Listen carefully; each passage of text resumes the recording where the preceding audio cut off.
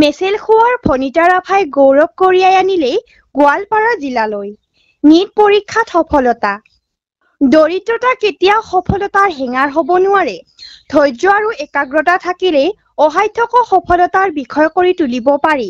ইয়াৰ শেহতীয়া উদাহৰণ ভনিতা ৰাভা।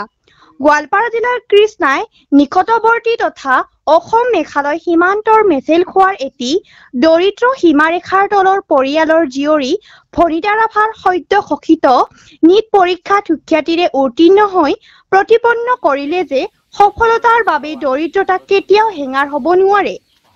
সদ্য ফলাফল ঘোষিত নীট পৰীক্ষাত ভনিতা ৰাভাই 580 নম্বৰ লাভৰ বিপৰীতে সৰ্বভাৰতীয় পৰ্যায়ত 1643 সংখ্যক স্থান দখল কৰি জিলাখনলৈ গৌৰৱ কঢ়িয়াই আনিছে। নিজ গাঁও মেচেল খোৱাৰ পৰা 35 কিলোমিটাৰ আঁতৰৰ দুধনৈ মহাবিদ্যালয়ৰ অধ্যয়ন কৰা ভনিতা ৰাভাই বহু অভাৱ অনাটনৰ মাজেৰে অধ্যয়ন কৰি গৈছিল। দেউতাক কনক ৰাভা পেছাত এগৰাকী গাড়ী চালক। দীৰ্ঘদিন ধৰি তেওঁ উৰিষ্যাত ব্যক্তিগত প্ৰতিষ্ঠানৰ গাড়ী চালক হিচাপে কৰ্মৰত হৈ আছে। মাক জমচি ৰাভা গাঁওখনৰ সন্মুখেৰে যোৱা ৰাষ্ট্ৰীয় পথৰ কাষত এখন সৰু পাণ তামোলৰ দোকান কৰে। তাৰ মাজেৰে চলিছে দুগৰাকী ছোৱালীৰ সৈতে কনক জমচিৰ সংসাৰ। ঘৰখনত যথেষ্ট অভাৱ। তাৰ মাজতে ডাঙৰ ছোৱালীৰ চিকিৎসক হোৱাৰ সপোন। পৰিয়ালটো এই মুহূৰ্তত যথেষ্ট সুখী যদিও ভনিতাক কেনেকৈ চিকিৎসক হিচাপে গঢ়ি তুলিব সেইলৈ বহুত চিন্তা। সেয়ে ভনিতাক মেডিকেল কলেজত পঢ়াবলৈ চৰকাৰ ৰাভা হাছং স্বায়ত্তশাসিত পৰিষদৰ প্ৰধানৰ লগতে ৰাইজৰ সহযোগিতা বিচাৰিছে পৰিয়ালটোৱে। ৰাইজৰ সহায় সহযোগিতা পালে ভনিতা ৰাভাই নিশ্চয় এগৰাকী সুচিকিৎসক হৈ সমাজক সেৱা আগবঢ়াবলৈ সক্ষম হ'ব। এই সন্দৰ্ভত আমাৰ এক প্ৰতিবেদন। বন্ধুসকল, মই আপোনালোকক সকলোকে দুপৰীয়া সম্ভাৱনা জনাইছোঁ। বন্ধুসকল, এই মুহূৰ্তত মই আছোঁ অসম মেঘালয় সীমান্তৱৰ্তী মেচলখোৱাত। আৰু মেচলখোৱাত এগৰাকী ছাত্ৰী, উদীয়মান ছাত্ৰীয়ে নীট পৰীক্ষাত যথেষ্ট সফল লাভ কৰিছে। আমি এই মুহূৰ্তত তেখেতৰ ঘৰতে আছোঁ উপস্থিত। আমি ভনিতা ৰাভাৰ লগত কথা পাতিম আৰু অন্যান্য ব্যক্তিসকল আছে থাকিব আমাৰ লগত। প্ৰথমে তোমাক স্বাগতম জনাইছোঁ। কথা হ'ল, নীট পৰীক্ষাত ইমান ধুনীয়া এটা ফলাফল আমাৰ অঞ্চললৈ যিহেতু গৌৰৱ কৰি আনিছে, এই মুহূৰ্তত তোমাৰ কেনেকুৱা লাগে? আনন্দটো বহুতে লাগি আছে আৰু অলপমান কিয় লাগি আছে, বহুতে আনন্দ। কথা হৈছে কি, ইতিমধ্যে তুমি আমাৰ সাংবাদিকখিনিৰ আগত বহুত কথা কৈছা। ৰিজাল্টটো কেনেকুৱা আছিল? মানে পৰীক্ষাৰ স্থানটো কেনেকুৱা? ষ্টাণ্ডাৰ্ডটো মই যেনেকুৱা কৰিছোঁ, মই হাৰ্ডৱাৰ্ক হিচাপেতো বহুতে ভালে হৈছে। মই বিচাৰোঁ যাতে মই হয়তো কি জানে এমছত পাব পাৰোঁ। এনেই তোমাৰ মাৰ্ক কিমান আছিলে? হয়, মোৰ 5 হয়। আৰু অল ইণ্ডিয়া যিটো কি বুলি কয় স্থানটো কিমান আছিলে? হয়, 1600 প্লাছ। কথা হৈছে কি, আমি দেখিছোঁ তুমি আৰ্থিকভাৱে কিছু দুৰ্বল পৰিয়ালৰ সদস্যা ছোৱালী। পঢ়া শুনাৰ ক্ষেত্ৰত তুমি গাঁওবাসীৰ পৰা নাইবা কোনোবা অঞ্চলবাসীৰ পৰা কিবা সহায় পাইছিলা? হয়, বহুতে আপোনালোকৰ সহায়টো বহুতে পাইছিলোঁ। গাঁওবাসীৰ ক'বলৈ গ'লে তেখেতে বহুতে হেল্প কৰিছে। মানে তোমাৰ মা দেউতা কি কৰি আছে?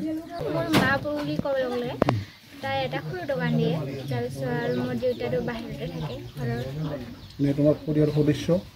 হয়, মা, পাপা, ভণ্টি। ভণ্টি কি কৰি আছে? হয়, ভণ্টি বৰ্তমান তাইও নীট দিছিলে, হয় দিছে। কিন্তু তাই অহা নাই ৰেংকিঙত, নহয়? চেষ্টা কৰিব।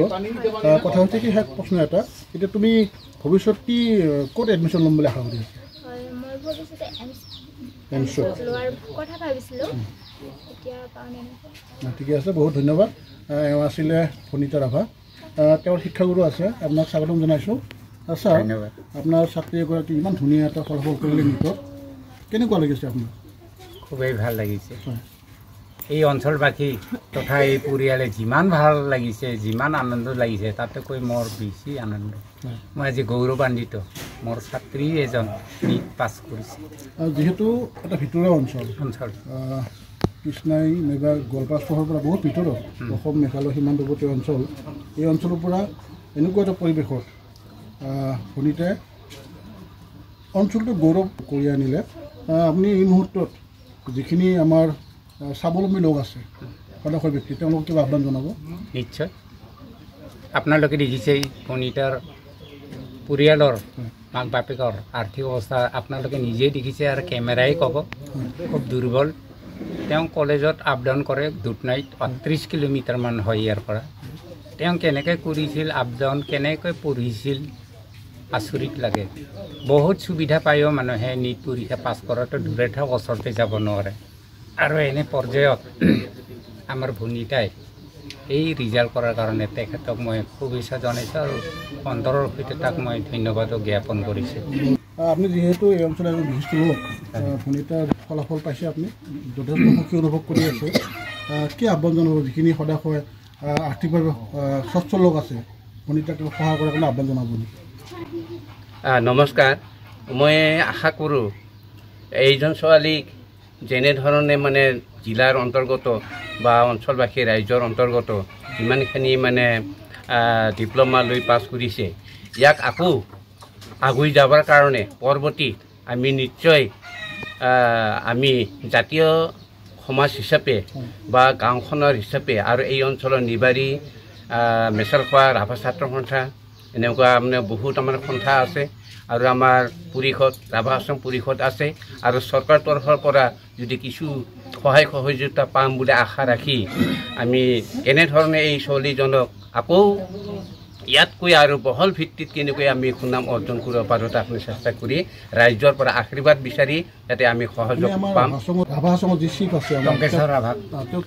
টংকেশ্বৰ ৰাভা ছাৰকতো আমি আগে পাইছোঁ তেনেকৈ মানে বৃহৎ এটা ৰাভা জাতি হিচাপে বাহিৰত তেনেকুৱা উচ্চ শিক্ষাৰ কাৰণে বহুত সহায় সহযোগিতা কৰিছে গতিকে এই ক্ষেত্ৰতো নিশ্চয় তেওঁ সহায় কৰিব বুলি মই আশাবাদী তেওঁ হৈছে ভনীতাৰ বা মাতৃ তেওঁৰ পিতৃ যিহেতু বাহিৰত থাকে কৰ্মসূত্ৰে আপোনাৰ ছোৱালী ইমান ধুনীয়া এটা ফলাফল কৰিলে আপোনাৰ নিশ্চয় আনন্দ লাগিছে কওকচোন অনুভৱটো কেনেকুৱা লাগি আছে আপোনাৰ অনুভৱ মানে ভাষাৰে বুজাব নোৱাৰোঁ মানে বহুত সুখী আজি আমি শুনিলোঁ আপোনাৰ দুজনী ছোৱালী নীট দিছিলে হয় সৰুজনী আৰু চেষ্টা কৰিব পৰৱৰ্তী নিশ্চয় তাইও এজন ভাল মানুহ হৈ উঠিব বুলি মই আশা কৰোঁ তাৰো বহুত চেষ্টা আছে